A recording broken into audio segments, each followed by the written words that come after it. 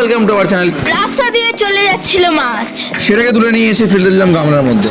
তারপরে piece piece করে কেটে নিয়ে লঙ্কা গুঁড়ো ছিটে দেওয়া হলো, গরম তেলের মধ্যে ছুঁড়ে ফেলে লাল লাল করে ভেজে নেওয়া হলো। এরপর 1 টেবিল চামচ জিরে, পরিমাণ মতো কাজু এবং কিশমিশ নিয়ে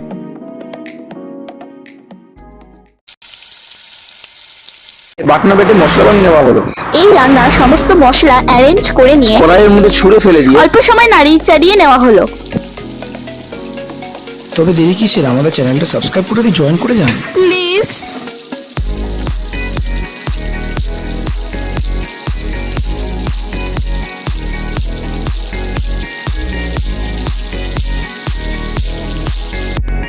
সেই মশলার মধ্যে 1 টেবিল চামচ হলুদ নিয়ে 1 টেবিল চামচ নুন নিয়ে 1 টেবিল চামচ চিনি মিশিয়ে ঘেটে নেওয়া হলো।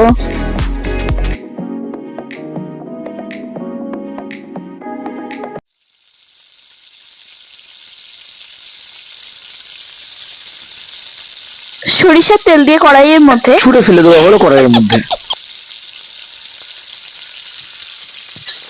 উপকরণগুলিকে ভালো করে নাড়িয়ে চাড়িয়ে নেওয়ার পর গরম মশলা বেটে কড়াইয়ের মধ্যে দিয়ে ট্যাঙ্কের জল দিয়ে দেওয়া হলো।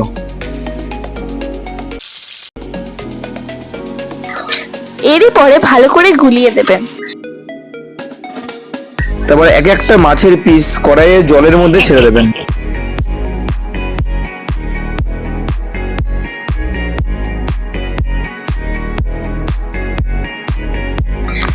স্বাদ মতো গোটা মরিচ এবং ঘি গরম মশলা দিয়ে দেবেন।